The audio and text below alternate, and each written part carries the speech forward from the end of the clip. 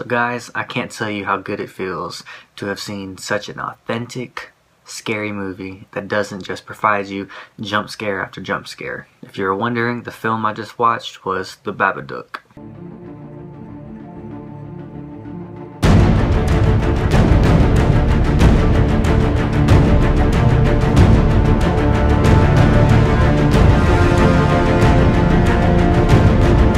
The Babadook's directed by Jennifer Kent, and it's about a woman played by the actress Essie Davis, and it's about her character. It feels responsible for her husband's death, and her husband's death occurred on the same day that her son was born, which is played by the actor Noah Wiseman. And all the while she feels like the death was her fault, and her son is always talking about his fear of monsters and how he's going to protect her from the monsters. Not before long, a sinister presence presents itself throughout the house. Essie Davis was spectacular.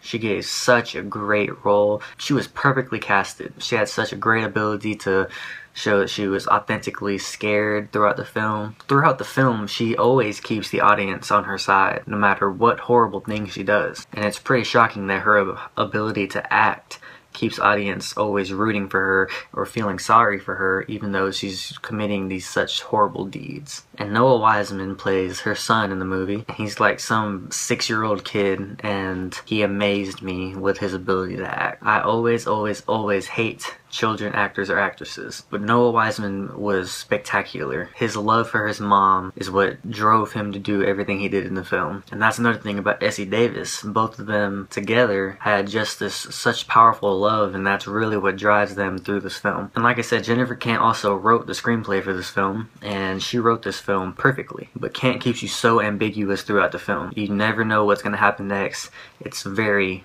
unpredictable, and that's fantastic when it comes to horror. Another thing that played such a significant part in this film is the set design. The color palette used in the set design was full of black and gray and dark blues and mauve, and this color scheme was perfect for the style and theme of this film. And I think what they were doing with that was they were trying to symbolize the grief that the mother had, and also compare it to the actual color of the Babadook, because the Babadook is dressed in all black. The thing I praise the most about this film is the fact that there are no false jump scares. I really can't even remember there being any jump scares, which means that the film relies on authentic and true horror. All the scary factors of this film are all psychological, because everything that's happening, you're wondering if the Babadook is real, or if all these other monsters are real, or if it's just a product of what's going on in Essie Davis' character's head. Since this film is a psychological horror film, it reminds me a lot of Stanley Kubrick's film The Shining. And if any film reminds me of The Shining, then this film has to be pure gold, because The Shining is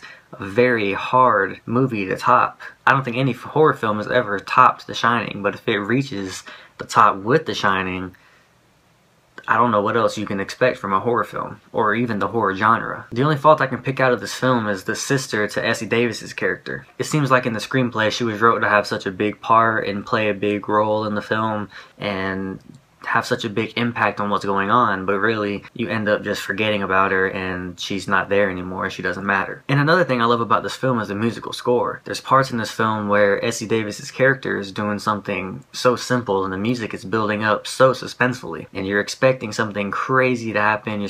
You're expecting to get that false jump scare.